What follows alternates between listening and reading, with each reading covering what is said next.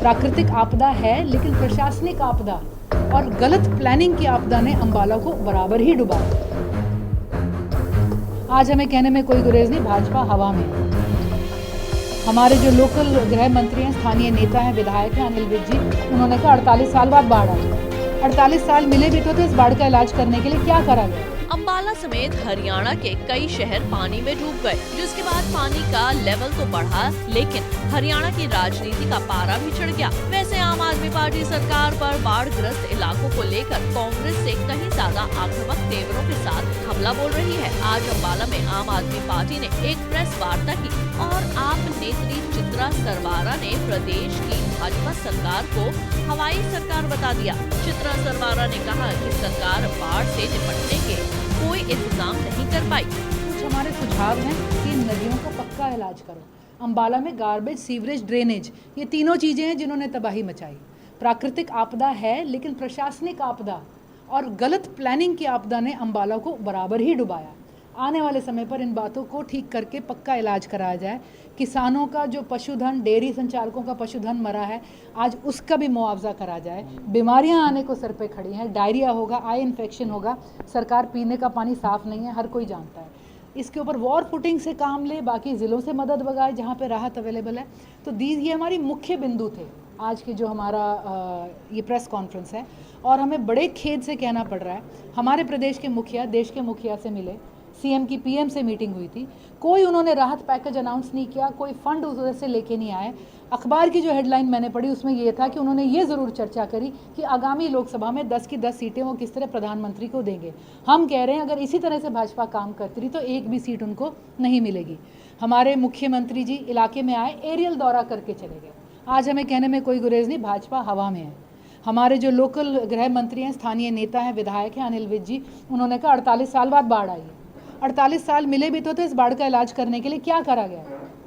और 48 सालों में से 30 साल अंबाला की नुमाइंदगी उनके हाथों में रही है। 7 साल पुराने वीडियो सोशल मीडिया पे सर्कुलेट हो रहे हैं जहां उन्होंने कहा है निकासी का प्रबंध अब हम पुख्ता कर रहे हैं। आज अटे हुए नाले पड़े हुए थे। अंबाला की डिक्कियों को डेकोरेशन के लिए जो है बंद कर दिया गया है। डेवलपमेंट का काम ज़ीरो हुआ है।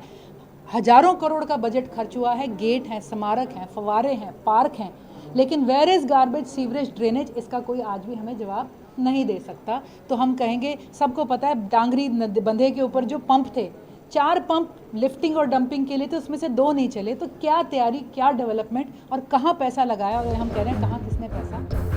चित्रा सरवारा ने कहा भाजपा हवा में रहती है और हवाई सरकार बन गई है, क्योंकि मुख्यमंत्री ने बाढ़ ग्रस्त अंबाला का निरीक्षण हेलीकॉप्टर में बैठकर किया।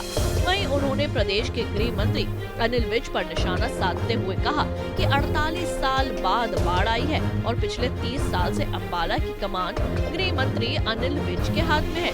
फिर भी मंत्री विज पानी की निकासी के पुख्ता इंतजाम न कर सके। तबाही मची है इस बाढ़ के बाद।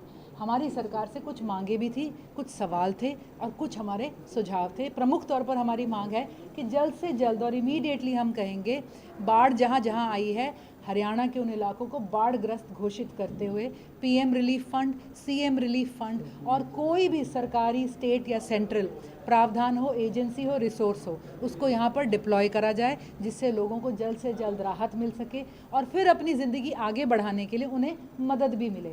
मदद किस रूप में हमने मांगी है कि चाहे वो इंडस्ट्रियलिस्ट है, चाहे किसान है, खुद जाके जल्द से जल्द गिरदावरी और उसका सर्वे हो।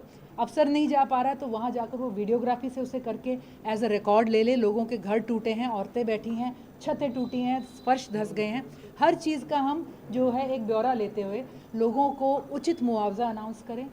जो इंडस्ट्री हुई है, इंडस्ट्री से खुद पूछा जाए उनको साथ लेकर कितने का नुकसान हुआ है। साइंस इंडस्ट्री और मिक्सी इंडस्ट्री को अगर हम कहें तो हज़ारों करोड़ में नुकसान आज की तारीख में ही खड़ा हुआ है। किसानों की गिरदावरी हो जाएगी, लोगों के घरों में भी जाके सरकार पता करे।